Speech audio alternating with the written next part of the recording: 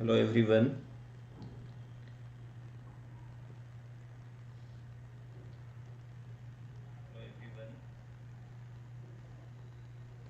तो आज जो है हमारा वो क्रैश कोर्स का फोर्थ डे है।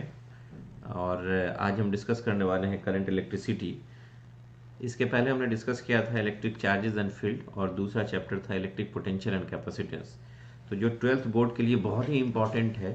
तो आज एक वन शॉट देखेंगे हम लोग करंट इलेक्ट्रिसिटी का, और इसके अंदर कौन से इंपॉर्टेंट क्वेश्चंस हैं जो कि सीबीएसई या बिहार बोर्ड या आईसीएसई बोर्ड में आने वाला है, उसकी पूरी डिटेल हम लोग आज के क्रैश कोर्स में देखेंगे। तो आप सब लोग बने रहिए, इन चीज़ों को ध्यान से देखिएगा, है ना। तो सबसे पहले अगर हम बात करें, जो हमारा टॉपिक है करंट इलेक्ट्रिसिटी, वो बोर्ड के लिए बहुत ही इम्पोर्टेंट है। और इसमें जो हम लोग डिस्कस करेंगे अभी, तो सबसे पहली शुरुआत जो होगी हमारी करंट की। अगर हम बात करेंगे तो करंट के बारे में आपको ये पता है कि this is the rate of flow of charge. तो यहाँ पे आप देख सकते हैं कि करंट, दो तरह का करंट यहाँ पे डिस्कस करना था हमें, आपके चैप्टर में है। One is called instantaneous current, and second is called average current.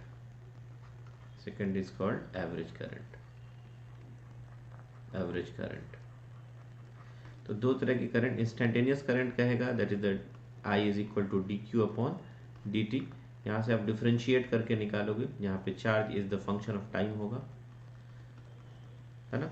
और एवरेज करंट की अगर हम बात करेंगे, that average current is equal to delta Q upon delta T. Delta T time interval में कितना चार्ज फ्लो किया, उससे आप एवरेज करंट निकालोगे। तो एक इंपॉर्टेंट क्वेश्चन भी ये हो सकता है कभी कभी कि इंस्टेंटेनियस करंट दे देता है, उससे एवरेज करंट निकालना होता है। तो उसके लिए हमने आपको बताया भी था, आप इंस्टेंटेनियस करंट का dt के साथ इंटीग्रेशन कर देना, और डिवाइडेड बाई dt का इंटीग्रेशन, और लिमिट ले लेना यहाँ से किस टाइम के लिए, है ना। जैसे 0 से t टाइम के अंदर निकालना है तो 0 से t टाइम के अंदर। तो इंस्टेंटेनियस करंट से एवरेज करंट निकालने के लिए ये फार्मूला आपको यूज़ हो सकता है ना। उसके बाद करंट का यूनिट आपको पता है, एम्पियर है। करंट एक फंडामेंटल क्वांटिटी है। इसमें एक टर्म आता है आपका करंट डेंसिटी।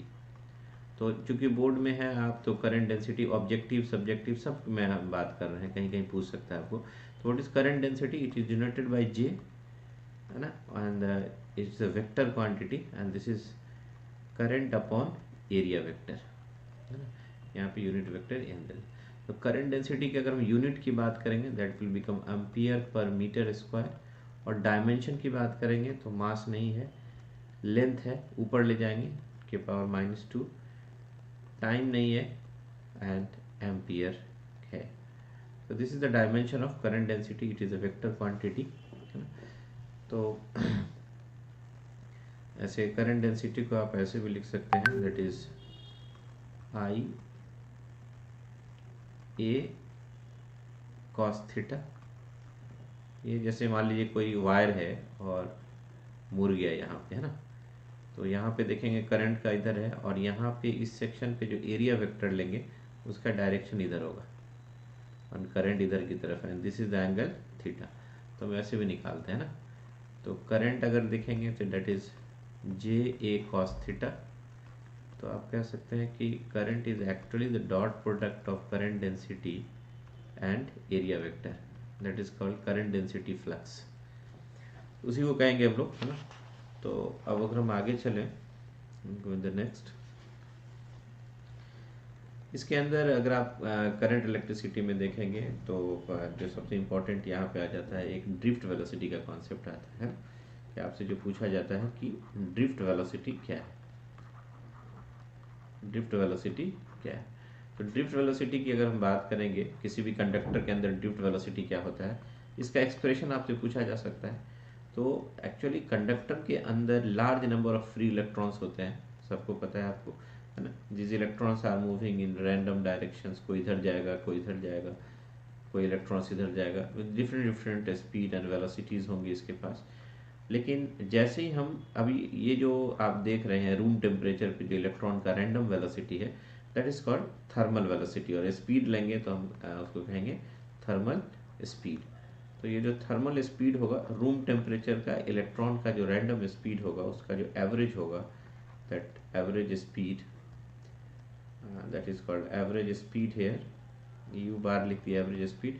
तो मान लीजिए u1 है, किसी का स्पीड u2 है, किसी का डॉट डॉट डॉट un है, and divided by n, this is the thermal speed.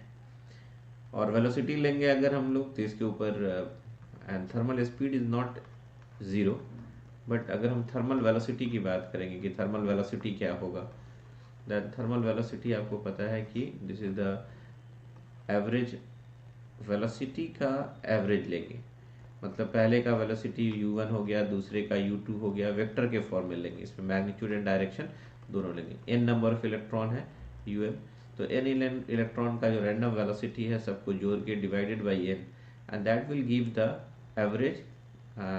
Average of this all velocity, that is called thermal velocity. और आपको पता है कि कोई राइट में जाएगा, कोई लेफ्ट में जाएगा, तो नेट वेलोसिटी क्या होगा, that is equal to zero. तो थर्मल वेलोसिटी की अगर बात करेंगे कितना होगा, तो that is equal to zero. अब आते हैं यहाँ पे कि ड्रिफ्ट वेलोसिटी क्या होता है। तो अगर हम ड्रिफ्ट वेलोसिटी की बात करते हैं तो उसी कंडक्टर के अंदर large number of free electron है, और उस इलेक्ट्रॉन का एवरेज वेलोसिटी निकालेंगे between the two successive collision when potential difference is applied across the conductor. तो मान लीजिए इसमें बहुत सारे इलेक्ट्रॉन है, लेकिन किसी एक इलेक्ट्रॉन की हम बात करें, ये इलेक्ट्रॉन मान लीजिए यहाँ गया, टकराया, यहाँ आया, फिर यहाँ चला गया, तो किसी एक इलेक्ट्रॉन की पाथ की हम बात कर रहे हैं, ऐसे ऐसे बहुत सारे इलेक्ट्रॉन होंगे। लेकिन जैसे ही हम पोटेंशियल डिफरेंस अप्लाई करेंगे, इसके अंदर इलेक्ट्रिक फील्ड होगा, और इलेक्ट्रिक फील्ड इसके इनसाइड जो इलेक्ट्रिक फील्ड होगा, उस इलेक्ट्रिक फील्ड के अगेंस्ट में इस पर फोर्स लगेगा, तो इसका जो पाथ होगा हल्का हल्का डेविएट कर जाएगा, दैट इज कॉल्ड ड्रिफ्ट कर जाएगा। और इस स्पीड जो एक इलेक्ट्रॉन की वेलोसिटी बताया हमने after applying the potential difference, इसी तरह से हम बहुत सारे इलेक्ट्रॉन्स इसके अंदर है, उन सब का निकाल करके वेलोसिटी और उन सब का एवरेज निकाल लें, that velocity is called drift velocity. तो एक शॉर्टकट में मैं आपको दिखा देता हूँ कि मान लीजिए कि किसी इलेक्ट्रॉन का रैंडम वेलोसिटी u1 था, और एक सक्सेसिव कोलिजन के बाद इसकी वेलोसिटी हो गई v1 बराबर u1 इनिशियल वेलोसिटी था और प्लस एक्सेलरेशन a, और मान लीजिए वो टाउ टाइम इंटरवल है टाउ 1, जिससे 1 टाइम रिलैक्सेशन, दो सक्सेसिव कोलिजन के बीच का जो टाइम पीरियड है that is called time of relaxation. इसी तरह से दूसरे इलेक्ट्रॉन का जो वेलोसिटी होगा, इनिशियल वेलोसिटी u2, लेकिन इलेक्ट्रिक फील्ड आ जाने की वजह से उसमें फोर्स लगेगा, और फोर्स की वजह से एक्सेलरेशन होगा, and that acceleration will be same for all, and tau 2 is the time of relaxation for the second electron. इसी तरह से अगर हम nth इलेक्ट्रॉन की बात करेंगे, उसकी वेलोसिटी कितनी हो जाएगी, तो un plus a into tau n।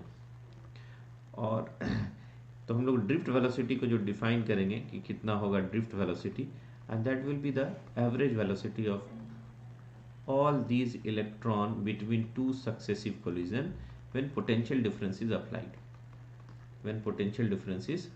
And divided by n। तो what you will see here, अगर इसको आगे आगे बढ़ाओगे, यहाँ पे आप v1 v2 vn का वैल्यू रखोगे, u1 u2 un को एक साइड कर दें आप, u1 पहले का, दूसरे का u2 plus dot dot dot, initial velocity को हमने सबका एक साइड कर दिया, और दूसरे में देखेंगे टर्म में a टाउ 1 है, a टाउ 2 है, a टाउ n है, तो हम यहाँ पे a को कॉमन ले लिया हमने, और यहाँ लिख दिया tau 1 plus tau 2 plus dot dot dot tau n।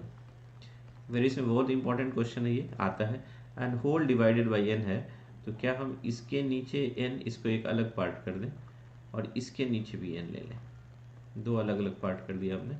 ये वाला अगर आप ध्यान से देखेंगे तो ये चीज थर्मल वेलोसिटी, और सारे वेलोसिटीज का वेक्टर सम है, that is called thermal velocity.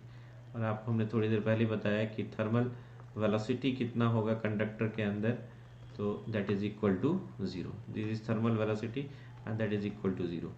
और ये वाला जो आप देख रहे हैं, tau 1 is the time of relaxation between the two successive collision of first electron, second electron, nth electron divided by n, this is called tau, that is average time of relaxation, very important है, आपसे drift velocity का पूछा जाता है, तो आपका जो यहाँ पे निकल करके जो आएगा, जो ड्रिफ्ट वेलोसिटी होगा vd, and that is equal to a into tau, this is equation 1। और फोर्स जो इलेक्ट्रॉन पे लग रहा था that is E into E, और इलेक्ट्रिक फील्ड जब आगे था तो फोर्स लग रहा था उसके अपोजिट, क्योंकि इलेक्ट्रॉन नेगेटिव चार्ज होता है, and that is equal to mass into acceleration. What is the acceleration of the electron? That is minus E E by M. Now you can put this acceleration here. अब जैसे यहाँ पे acceleration का value put करोगे, what you will get the drift velocity का जो equation आ जाएगा बच्चों, वो क्या आ जाएगा देखिएगा, minus E E tau upon M. This is very very important equation, the equation of drift velocity. आपसे बोर्ड में आता है तो पूछा भी जाता है कि व्हाट इज ड्रिफ्ट वेलोसिटी, तो कहेंगे कि किसी भी कंडक्टर में जब पोटेंशियल डिफरेंस अप्लाई कर देंगे और उसके दौरान जो वेरियस फ्री इलेक्ट्रॉन्स होगा उन सबके जो टू सक्सेसिव कोलिजन के बीच का जो एवरेज वेलोसिटी होगा, that velocity is called drift velocity, and it is of the order of 10 to the power -4 metre per second. This is the magnitude of drift velocity, इस order का होता है. तो ये इंपॉर्टेंट है आपके लिए, है ना. नेक्स्ट अगर हम बात करेंगे कि इसमें बहुत सारे क्वेश्चंस आ सकते हैं आपसे इससे related. Second, Ohm's law is very important. आपसे पूछा जाता है कि ओम्स लॉ क्या है, इसकी चर्चा भी करते हैं हम लोग यहाँ पे, है ना. You can see. दूसरा क्वेश्चन आ सकता है कि ओम्स लॉ क्या है, ओम्स लॉ क्या है और उसमें उसके ड्रॉबैक्स क्या हैं, है ना. ये इंपॉर्टेंट हो सकता है ना, ड्रॉबैक्स क्या है. तो वेरी सिंपल, अगर हम बात करेंगे ओम्स लॉ क्या कहता है बच्चों, कि एट कांस्टेंट टेम्परेचर, अगर आपका टेम्परेचर कांस्टेंट है, किसी कांस्टेंट टेम्परेचर पे जो आप किसी भी कंडक्टर में जो पोटेंशियल डिफरेंस अप्लाई कर रहे हैं, किसी भी कंडक्टर में पोटेंशियल डिफरेंस अप्लाई कर रहे हैं, यहाँ करंट दे रहे हैं आप, और यहाँ पे आमीटर लगा दिया और पोटेंशियल कितना अप्लाई कर रहे हैं, पोटेंशियोमीटर या आप वोल्टमीटर जोड़ दीजिए, और ये मान लीजिए कंडक्टर है. तो आप देखेंगे कि this I is directly proportional to the applied potential. At constant temperature किसी भी कंडक्टर में जो करंट जा रहा है इसके अंदर, that is directly proportional to the applied potential difference. और जब प्रोपोर्शनल को हटाएंगे तो यहाँ पे हम 1/r एक कांस्टेंट देंगे, that is called r is called resistance, and that rearrange करेंगे, then we will have v बराबर I into r. तो अगर यहाँ पे अगर हम बात करेंगे, that very important, that is called Ohm's law. इसको हम लोग ओम्स लॉ कहते हैं, equation of Ohm's law. At constant temperature is very important. और जब when you plot a graph, जब आप ग्राफ प्लॉट करोगे तो what you will find here, the I versus V, the graph will be straight line. The graph will be बिल्कुल straight line बनेगा यहाँ पे, है ना. और कभी कभी आपसे पूछ सकता है कि देखिए अब कंपटीशन लेवल पे जाएंगे तो आपसे इसमें बहुत सारे क्वेश्चंस पूछे जा सकते हैं. तो अभी हम कंपटीशन की बात ज़्यादा नहीं करेंगे. हो सकता है इसके स्लोप की अगर बात कर दें, इसका स्लोप क्या होगा, तो थीटा के सामने ये p होगा, ये b होगा. अगर हम स्लोप की बात करेंगे तो slope is tan theta, and tan theta is equal to p/b. तो p में आपको मिल जाएगा चेंज इन करंट ये वाला, और बेस में मिलेगा change in voltage, and that is equal to 1/r, and that is called conductance. तो स्लोप ऑफ IV कैरेक्टरिस्टिक अगर कह दे, IV ग्राफ का स्लोप क्या होगा, that will give the value of conductance. तो उतना आप पे नहीं जाइए, आपके बोर्ड के लिए उतना नहीं पूछ करके आपसे डायरेक्ट ओम्स लॉ का स्टेटमेंट पूछ देगा. फिर अगर हम बात करेंगे ओम्स लॉ के कुछ ड्रॉबैक की बात करते हैं ना, तो drawbacks is very important. Drawbacks क्या है, तो आप देखेंगे कि अगर टेम्परेचर कांस्टेंट नहीं है, तो IV का ग्राफ जो होगा वो स्ट्रेट लाइन नहीं होता है, वो जा करके ऐसे मुड़ जाएगा. तो that is not the straight line. Second drawback में अगर हम बात करेंगे, दूसरे नंबर ड्रॉबैक में, तो पहला है क्या, कि टेम्परेचर अगर कांस्टेंट नहीं है तो लीनियर ग्राफ नहीं होगा, I is not directly proportional to V. दूसरे ग्राफ की अगर हम बात करेंगे, लाइक PN जंक्शन डायोड की बात करेंगे, PN जंक्शन और डायोड, ये do not obey Ohm's law. और इसके केस में अगर आप देखेंगे तो VI कैरेक्टरिस्टिक देखेंगे करंट और वोल्टेज का, फॉरवर्ड वाइज में ग्राफ ऐसा होगा, एंड रिवर्स वाइज में एकदम बिल्कुल ऐसा होगा, है ना. आगे जाकर के जनरल वोल्टेज वगैरह पढ़ेंगे आप. This is the case of reverse biasing, and this is the case of forward bias. यहाँ पे भी नॉन लीनियर कर्व है। And the most important third is कि आप अगर हम बात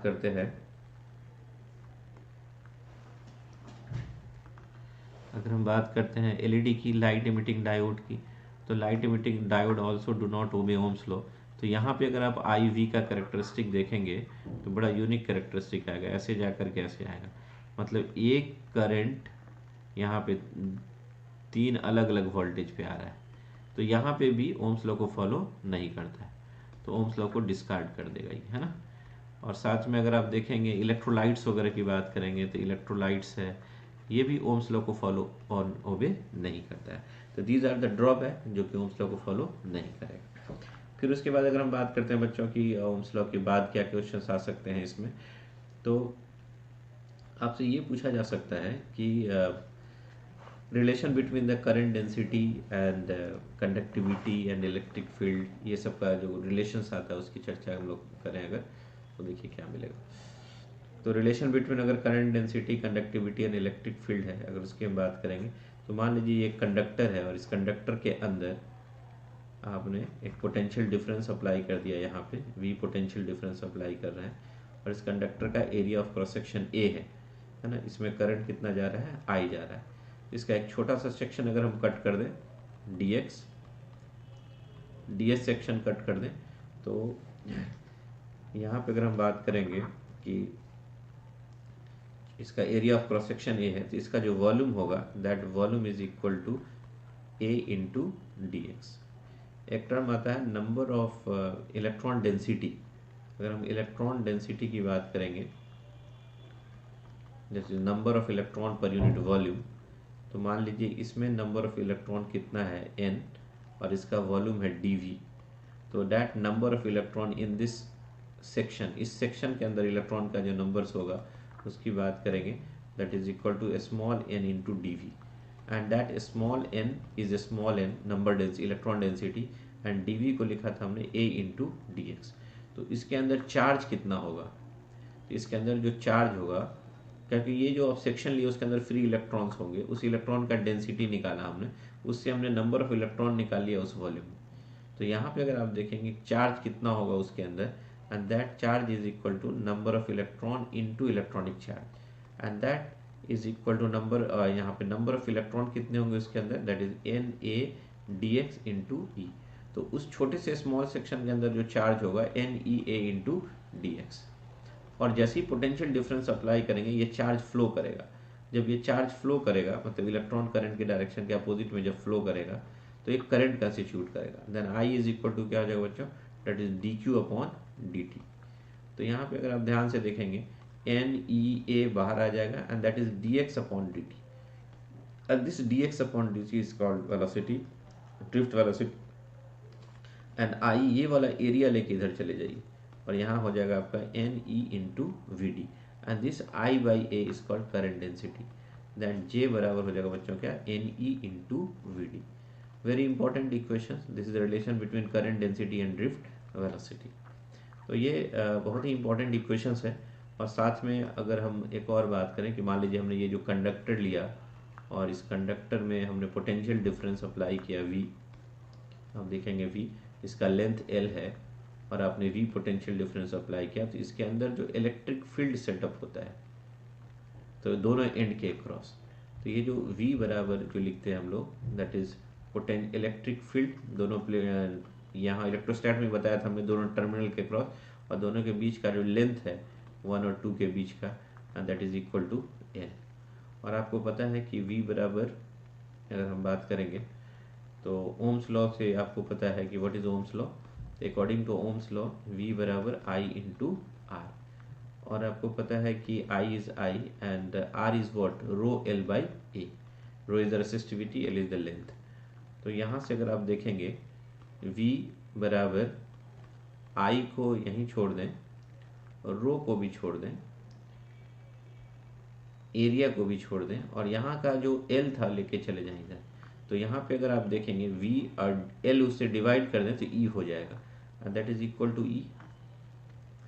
और यहाँ पे देखेंगे I by A is called current density, that is called J, and here it is रो।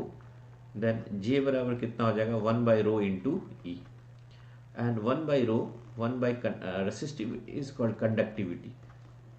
तो ये जो आपका आ गया, और वेक्टर फॉर्म में जब लिखेंगे, करंट डेंसिटी वेक्टर है और इलेक्ट्रिक फील्ड भी वेक्टर है, and this is the current density and this is the electric field and this is the conductivity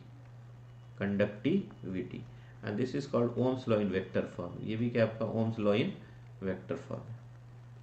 तो Ohm's law in vector form. तो एक्चुअली मैं बताना चाह रहा था कि आपने देखा एक जगह पे J बराबर एनी वी डी, और एक जगह देखा आपने that is sigma into E, और एन ई वी डी को जगह पे लिख सकते हैं आप ई टाउ बाई एम। तो यहाँ से सिग्मा इंटू ई, और ये ई और ई कैंसिल हो जाएगा, देन यहाँ पे आपको कंडक्टिविटी का जो इक्वेशन आ जाएगा that is N E square tau by M, और रेसिस्टिविटी का जो इक्वेशन आ जाएगा पलट दीजिए M by N E square tau. तो टेम्परेचर के साथ अगर किसी कंडक्टर के अंदर रेसिस्टिविटी और कंडक्टिविटी को वेरी कराना हो तो आप इस इक्वेशंस को यूज कर सकते हैं। पूछ भी सकता है आपके ऑब्जेक्टिव में, पूछा जा सकता है कि what is the equation of conductivity and what is the equation of resistivity. ये सारे क्वेश्चंस आपके पूछे जा सकते हैं। And drift velocity per unit electric field is called mobility. अगर कहीं पर टर्म आ जाता है कि मोबिलिटी क्या होता है, that mobility is drift velocity per unit electric field, and drift velocity is e tau upon m, and divided by e से कट जाएगा ये वाला, then it will become e tau upon m. Mobility means mobileness, freeness. कोई भी electron या whole जब किसी कंडक्टर या सेमीकंडक्टर के अंदर जब मूव करता है तो उस वक्त उसकी मोबिलिटी क्या होती है, फ्रीनेस कितनी होती है, उसको हम लोग कैलकुलेट कर सकते हैं, उसको हम जान सकते हैं by the equation E tau upon M, where tau is called time of relaxation. उसके बाद जो अगर आप आगे बढ़ेंगे जब इस चैप्टर में, तो रेसिस्टेंस की चर्चा होगी, है ना। रेसिस्टेंस की चर्चा होगी कि रेसिस्टेंस क्या होता है। तो आपको पता है कि resistance is equal to rho L upon A. आपसे पूछा जा सकता है कि अगर किसी कंडक्टर के अंदर rho is the resistivity of the conductor, L is the length and A is the area of cross section and R is the resistance. कभी कभी आपसे पूछ सकता है कि लेंथ को अगर आप n टाइम्स बढ़ा देंगे किसी वायर को स्ट्रेच करके तो उसका रेसिस्टेंस नया कितना हो जाएगा, R dash is equal to how much. It's very simple, आप किसी भी वायर को जब स्ट्रेच करेंगे उसका वॉल्यूम रिमेंस कांस्टेंट, तो उस केस में आर बराबर आप लिख सकते हैं रो एल स्क्वायर कर दें तो नीचे एक एल एक्स्ट्रा लेना पड़ेगा, and that is called volume, that will become rho L square upon volume. Wire को स्ट्रेच करेंगे उसका रेसिस्टिविटी चेंज नहीं करेगा, वॉल्यूम चेंज नहीं करेगा, then R is directly proportional to L square. तो यहाँ पे आप आराम से निकाल सकते हैं R2 by R1 is equal to L2 by L1 का स्क्वायर, और हमने जैसा कहा कि ये स्क्वायर यहाँ लिख दीजिए, तो यहाँ पे हो जाएगा NL, आपने उसको लंबा करके n टाइम्स बढ़ा दिया है, तो इनिशियल लेंथ इज L और दूसरा लेंथ खींच के आपने ये कर दिया है, इसको काट दीजिएगा, that will become n square, then R2 बराबर हो जाएगा n square times of R1। ये पूछा जा सकता है एक वायर को आपने n टाइम्स स्ट्रेच कर दिया तो उसका नया रेसिस्टेंस कितना होगा, जैसे 2 टाइम्स आपने खींच दिया, डबल कर दिया तो 2 टू द 4 टाइम्स इंक्रीज कर जाएगा रेसिस्टेंस। अगर 3 गुना लेंथ बढ़ा दिया तो that will increase by 9 times.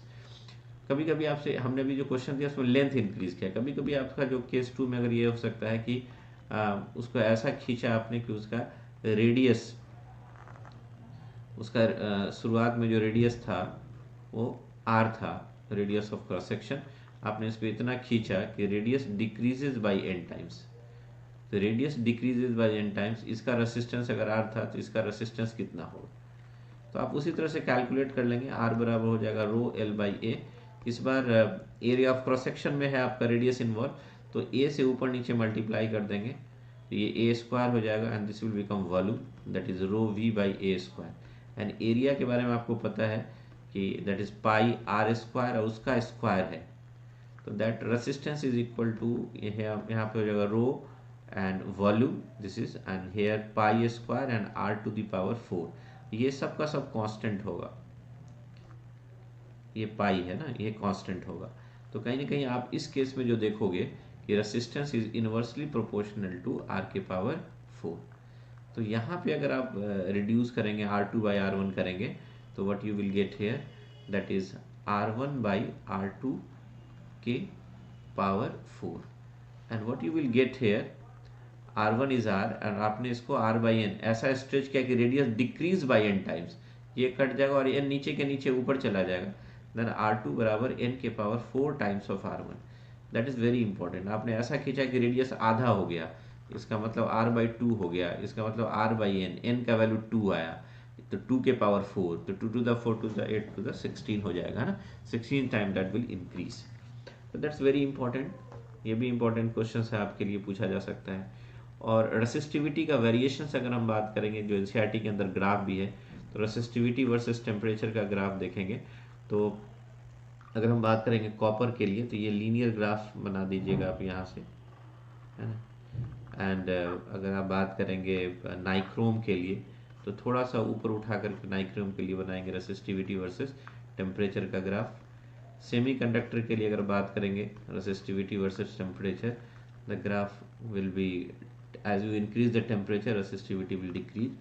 and super conductor के लिए अगर बोला जाए तो resistivity versus temperature, critical temperature के नीचे अगर हम बात करेंगे तो आपका रेसिस्टिविटी 0 होगा और कंडक्टिविटी इनफाइनाइट होगा, that is the super conductor. लेकिन क्रिटिकल टेम्परेचर के बाद it will behaves like conductor simply. Conductor का टेम्परेचर जैसे बढ़ता था, ये वाला जैसे कॉपर का, उसी तरह से हम यहाँ के ऊपर दिखाएंगे, ये वाला नहीं है ना, यहाँ से ऊपर की तरफ दिखाएंगे। तो फिर से बना देता हूँ like this, resistivity versus temperature for super conductor it will be like this, है ना। ये दिस इज क्रिटिकल टेम्परेचर, इसके बियॉन्ड सुपर कंडक्टर होगा, इधर नॉर्मल कंडक्टर की तरह टेम्परेचर बढ़ेगा, टेम्परेचर बढ़ने से resistivity will increase like this. हल्का सा थोड़ा सा टिल्ट कर सकते हैं। And this is for copper, this is for nichrome, this is for semi conductor and this is for super conductor. So these are the variation of resistivity with temperature। उसके बाद अगर हम बात करें बच्चों की और क्या क्या इंपॉर्टेंट हो सकता है, तो रेसिस्टर के बारे में, कार्बन रेसिस्टर्स आर इम्पोर्टेंट, है ना। तो कार्बन रेसिस्टर्स की अगर हम बात करेंगे क्या होता है, जिसको आप कहते हैं colour coding of carbon resistor, है ना। कार्बन रेसिस्टर, ये मैं इसलिए बता रहा हूँ कि आपका ऑब्जेक्टिव भी नहीं छूटेगा अगर आप इन चीज़ों को देखेंगे। तो इसके लिए हमने एक आपको कोड बताया था, है ना। तो सेक्शंस में जो भी हम देखते हैं यहाँ पे, कार्बन का जो रेसिस्टर होगा उसमें इस तरह के रिंग्स बने होते हैं 4, है ना। ये रिंग्स बने होंगे, कलरफुल रिंग्स बने होते हैं, है ना। जो कलरफुल रिंग्स बने हुए हैं उसमें पहला डिजिट होता है D1, दूसरा D2, तीसरा मल्टीप्लायर एंड चौथा टॉलरेंस।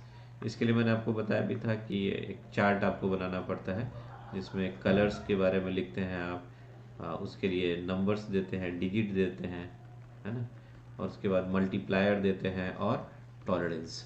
इसके लिए मैंने आपको कोड बताया भी था, that's very important. BB Roy of great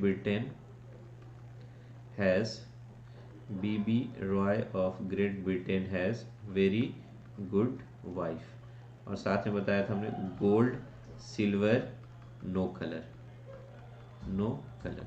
और डिजिट की बात करें तो हम शुरुआत 0 से करते हैं, 0 1 2 3। एक एग्जांपल मैं बता देता हूँ आपको, 4 5 6 7 8 9, बस यहीं तक करेंगे। और मल्टीप्लायर में जो भी है उसको 10 के पावर कर देंगे, 10 के पावर 0, 10 के power 1, 10 to the power 2, 10 to the power 3, 10 to the power 4, जो भी डिजिट है उसको कर दें, 10 to the power 5, 10 to the power 6, 10 to the power 7, 10 to the power 8, 10 to the power 9। और यहाँ गोल्ड सिल्वर कलर में माइनस में चलें, 10 power -1, silver 10 to the power -2 and no colour 10 to the power -3। और टॉलरेंस यहीं से शुरुआत करेंगे। गोल्ड के लिए टॉलरेंस देंगे 5%, सिल्वर के लिए टॉलरेंस जस्ट डबल हो जाएगा 10%, एंड नो कलर के लिए दैट इज 20%।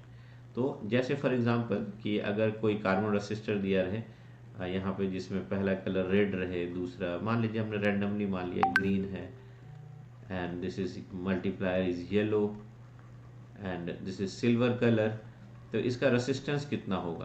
तो कार्बन रेसिस्टर एक्चुअली कार्बन देकर के बनाया जाता है, वेरी कॉम्पैक्ट स्ट्रक्चर होता है, वेरी हाई रेसिस्टेंस तक वेरी करता है। अच्छा, रेसिस्टर दो तरह का होता है, wire bounded resistor and carbon resistor. तो तो वायर वन जो बाउंडेड रेसिस्टर होंगे that is made up of manganin, constant and nichrome, बहुत कम ही हाई रेंज तक जाते हैं उसके रेसिस्टेंस, है ना। But carbon colour code resistor की बात करेंगे, कार्बन रेसिस्टर्स की बात करेंगे, उसके रेंज बहुत ज़्यादा होते हैं। तो इसका रेसिस्टेंस मुझे निकालना है, तो रेड पहला डिजिट लेंगे, रेड के लिए डिजिट है आपका 2। इसका जो रेसिस्टेंस लिखने का तरीका ये होता है, D1 लिखते हैं, D2 लिखते हैं, then multiplier and plus minus tolerance, error बताता है। तो D1 is red colour, red colour के लिए डिजिट है 2। एंड दूसरा है ग्रीन कलर, ग्रीन कलर के लिए आप देखेंगे जो डिजिट है 5। मल्टीप्लायर का जो कलर है वो येलो, येलो का मल्टीप्लायर हो जाएगा, यहाँ पे देख लीजिए येलो का मल्टीप्लायर है 10 to the power 4। और टॉलरेंस की बात करेंगे plus minus, this is silver, silver का 10% है। We will write here this is the resistance of these resistor, 25 into 10 power 4 plus minus 10% is the resistance of this resistor. तो B B Roy of Great Britain has very good wife, B B Roy of Great Britain has very gorgeous wife, या very good wife, gold silver no colour. B से शुरुआत करेंगे हम लोग, black, B for brown, next B for brown, R for red, O for orange, Y for yellow and G for green and B for again we can see here B for blue and violet and gray, white and gold silver no color. तो these are the carbon resistors। Colour के basis पे हम resistance को find कर सकते हैं। तो बहुत ही इंपॉर्टेंट क्वेश्चन है, ये पूछा भी जाता है, तो आप सब जरूर इस पर ध्यान दीजिएगा, है ना। उसके बाद अगर हम दूसरे तरफ जाते हैं कि कॉम्बिनेशन ऑफ रेसिस्टर्स की बात करते हैं, है ना, तो इसमें भी आप देखेंगे है तो इम्पॉर्टेंट, तो आप देख लेंगे कॉम्बिनेशन ऑफ रेसिस्टर्स, इस पे न्यूमेरिकल्स जनरली रहेंगे तो आप बना लीजिएगा ना। सीरीज कॉम्बिनेशन में आपको पता है इक्विवेलेंट रेसिस्टेंस इज इक्वल, मैं सिंपली लिखता हूँ R1 प्लस R2 कर देंगे प्लस डॉट डॉट डॉट जो भी रहेगा Rn। अगर सीरीज में जुड़े हुए हैं, सीरीज में करंट क्या जाएगा, सेम जाएगा। पैरेलल में अगर निकालना है तो 1/Rp is equal to 1/R1 plus 1/R2 plus dot dot dot 1/Rn। Parallel में क्या होगा, potential difference across the each resistor remains constant, है ना। तो सीरीज में इस तरह का रहेगा, है ना। पैरेलल में अगर आप देखेंगे तो इस तरह का कनेक्शंस होगा, एक इधर रहेगा, दूसरा इसी से रहेगा, इसी तरह से, है ना, तीसरा रहेगा। और अगर तीसरा जो आता है मिक्स्ड कॉम्बिनेशन, जैसे दो को हमने ऐसे पैरेलल में जोड़ दिया और एक को हमने सीरीज में जोड़ दिया, तो यहाँ पे अगर R1 R2 की बात करेंगे तो दीज आर इन पैरेलल, और उसके साथ ये R3 जो होगा that is in series. The combination is called here mixed combination. तो इस पे जनरली न्यूमेरिकल्स आएंगे, आप सब बना लेंगे, क्योंकि क्लास 10th में भी आपने पढ़ा था, तो आई थिंक इसमें कोई दिक्कत आपको आने वाली नहीं है ना। इसी में आगे जाकर के व्हीटस्टोन ब्रिज भी आ जाता है, ये सब चीज़ें तो हम लोग आगे वो देख लेंगे। उसके बाद जो नेक्स्ट जो सबसे इम्पॉर्टेंट है वो है किरचॉफ्स लॉ। बोर्ड के लिए जो सबसे बड़ा इंपॉर्टेंट है it is called Kirchhoff's law. तो किरचॉफ्स लॉ की अगर हम बात करेंगे, किरचॉफ्स लॉ की अगर हम बात करेंगे, हैंडराइटिंग में मत जाइएगा क्योंकि इस पैड पे ऐसे ही लिखा रहा है, मेरी हैंडराइटिंग ऐसे एक्चुअली इतनी गंदी नहीं है। खैर एनीवे, किरचॉफ्स लॉ की बात करेंगे। किरचॉफ्स एक साइंटिस्ट हैं जिन्होंने दो लॉ दिया था, one is called Kirchhoff's current law, KCL के नाम से जानते हैं, और इसका दूसरा नाम है पॉइंट रूल, और तीसरा नाम इसको हम जंक्शन रूल के नाम से भी जानते हैं, जंक्शन रूल के नाम से भी जानते हैं। And second is called KVL, Kirchhoff's voltage law, that is called KVL, and this is called loop rule, and third is called it is mesh rule. तो KCL is based on actually the conservation of charge, conservation, ये पूछा जाता है board में, conservation of charge पे based होता है, conservation of charge, and KVL is based on conservation of energy, conservation of energy, ये कंजर्वेशन ऑफ एनर्जी पे बेस्ड होता है। तो KVL based on conservation of energy and KCL is based on conservation of charge. ये याद रखिएगा। KCL क्या कहता है, किरचॉफ्स करंट लॉ क्या कहता है कि किसी भी जंक्शन पे कुछ करंट आ रहा है, कुछ करंट इधर से भी आया और इधर से करंट चला गया, आई थी, ये पहली बात कि ये पॉइंट कहलाता है जंक्शन। तो जितना भी करंट आएगा I1 plus I2, incoming current is equal to outgoing current. तो KCL का स्टेटमेंट लिखना हो तो कहेंगे at a junction the algebraic sum of all the current, algebraic sum में इनकमिंग भी आ जाएगा और आउटगोइंग भी आ जाएगा, the algebraic sum of all the current is equal to 0 at a junction. तो वेरी सिंपल, क्या बोलेंगे केसीएल में, the algebraic sum of all the current at a junction is equal to zero. तो incoming current को अगर आपने positive लिया तो आउटगोइंग करंट को माइनस लीजिए, सबको जोड़ दीजिए, तो यहाँ पे आपको खुद ब खुद आ जाएगा I1 प्लस I2, उधर ले जाइएगा I3। Incoming current is equal to outgoing current. And what is current? Current is rate of flow of charge.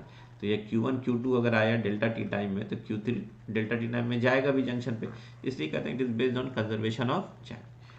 फिर अगर बात करें हम लोग KVL का, दैट्स वेरी इंपॉर्टेंट। KVL के बारे में अगर पूछा जाए तो किसी भी लूप में बैटरी भी हो सकता है, सेल भी हो सकता है, रेसिस्टर भी हो सकता है, तो किसी भी लूप में algebraic sum of all the voltages plus the product of current and resistance in the loop is equal to zero.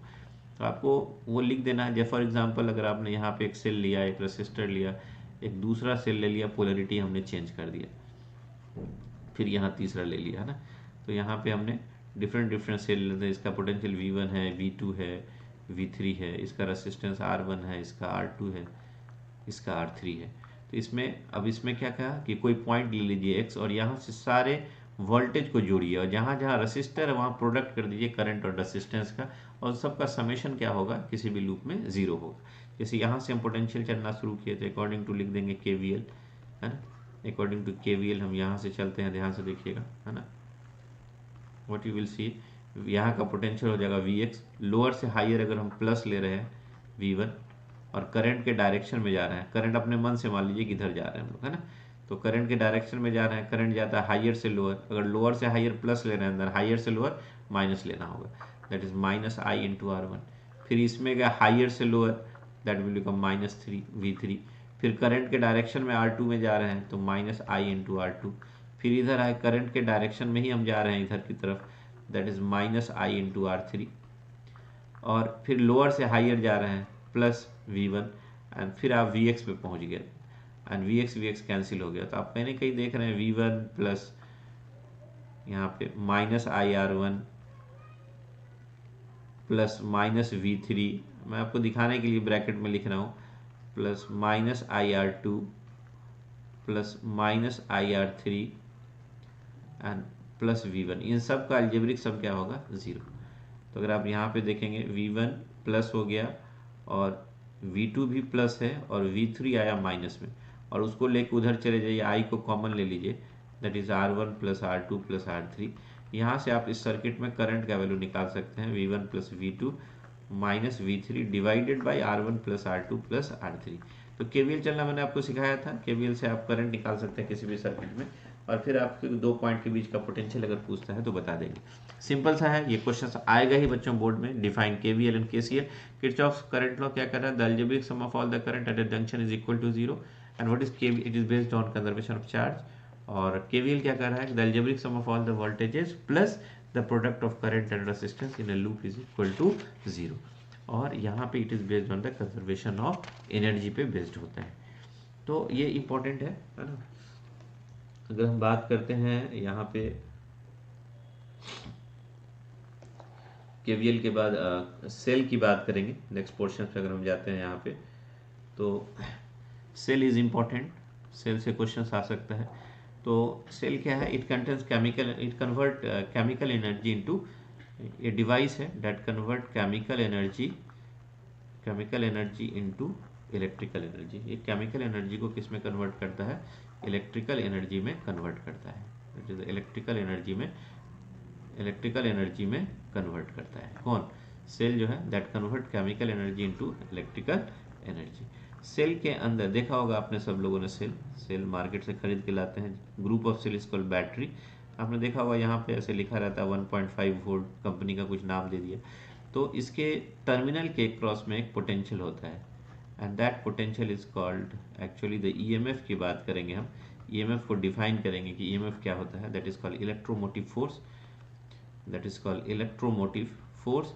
इसको हम लोग डिफाइन करते हैं, the potential difference across the cell when there is no current is drawn or given to the cell।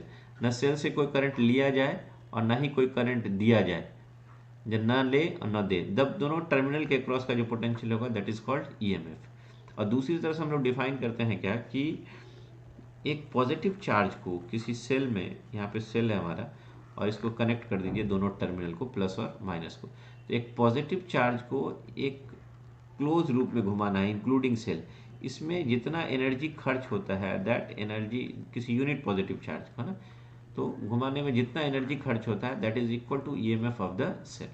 तो that EMF is very very important. EMF electromotive force किस बात पर depend करता है, वेरी इंपॉर्टेंट, किस बात पर डिपेंड्स करता है, डिपेंड इज वेरी इंपॉर्टेंट।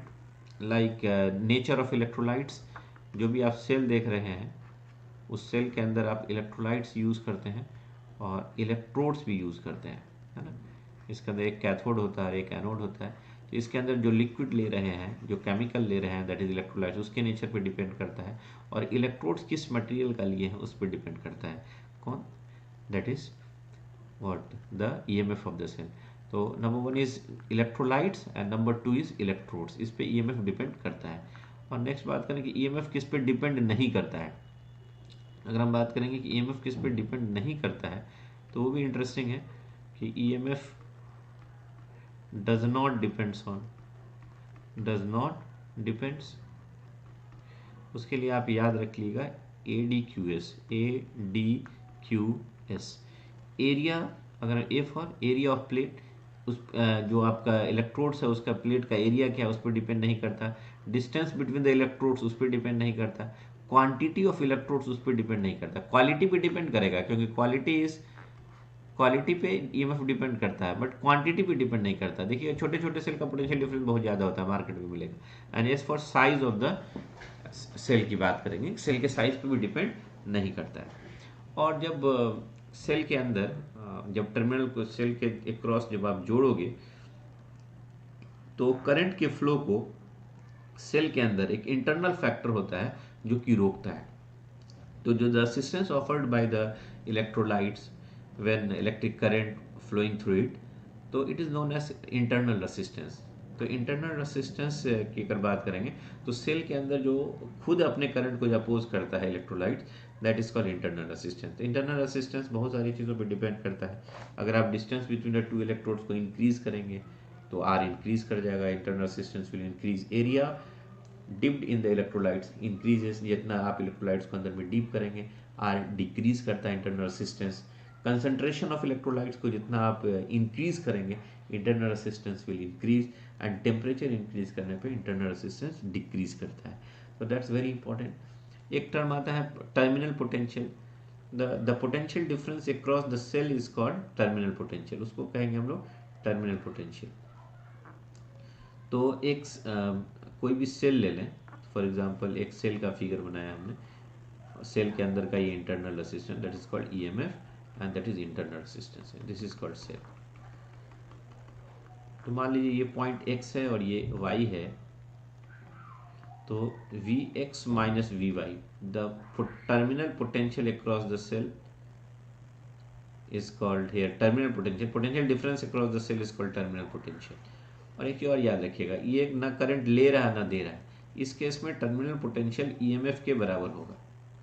लेकिन जैसे ही हम सेल के अंदर सेल कुछ करंट देना शुरू कर दे, मतलब डिस्चार्जिंग का केस है, तो डिस्चार्जिंग के केस में terminal potential will become E minus IR। और जैसे ही हम सेल को चार्ज करेंगे, in case of charging then terminal potential is equal to E plus I into R. मैंने क्लास में डिटेल बताया है ना, तो आप उसको ध्यान रख लीजिएगा। तो ये चार्जिंग का केस हो जाएगा and this is called discharging का केस। पावर थ्योरम, तो मैक्सिमम पावर थ्योरम कहता है कि कोई भी सेल से अगर आप कोई भी सेल है and this is the cell, internal resistance ये हो गया, ये E और ये external resistance R।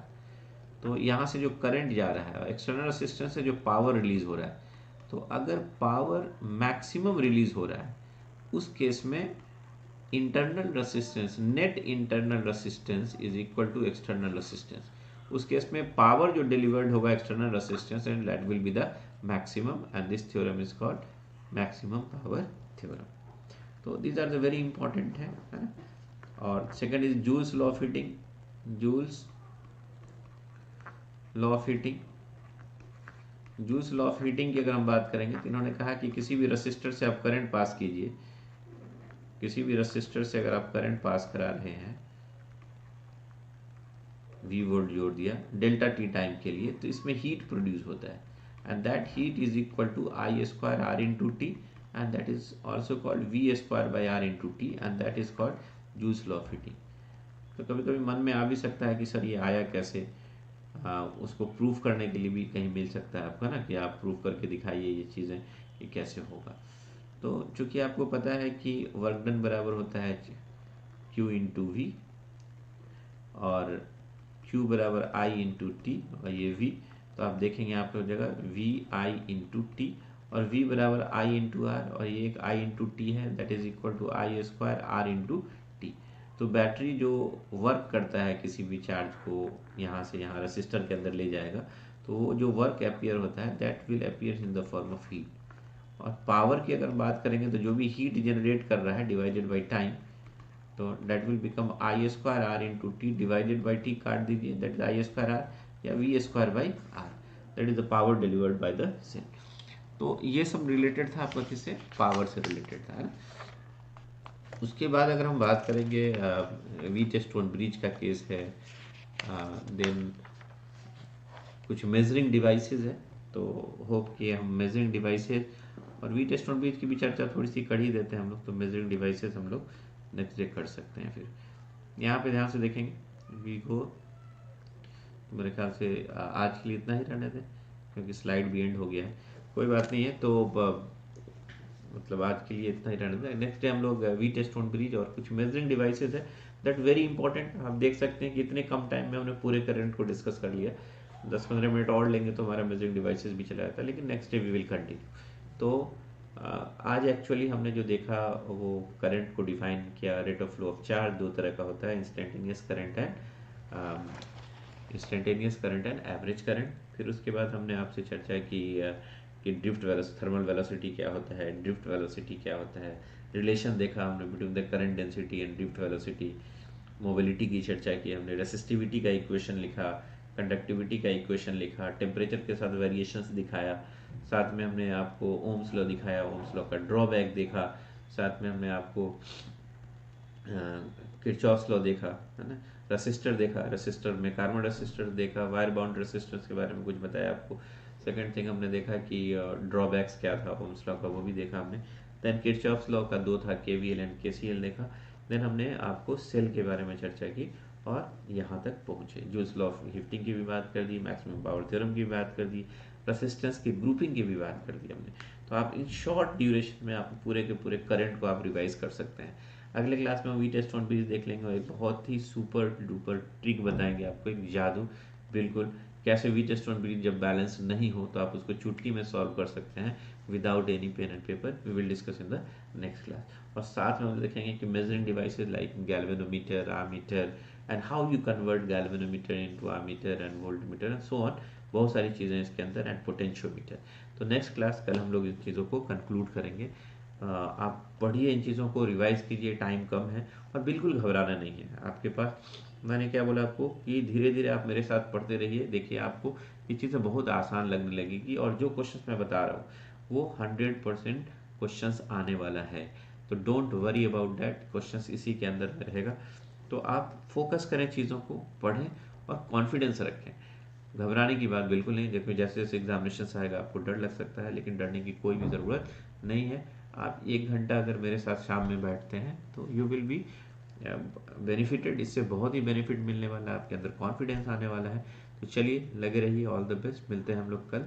Thank you very much. और इसको ज़्यादा से ज़्यादा शेयर कीजिए, लाइक कीजिए और सब्सक्राइब करना मत भूलिए। तो सब्सक्राइबर होना भी बहुत ज़रूरी है। तो आप इन चीज़ों को देखिए और लोगों के साथ शेयर कीजिए, अपने जानने वालों के साथ, उनको बेनिफिट मिलेगा। And thank you everyone. आज के लिए इतना ही, विल कंटिन्यू टुमारो।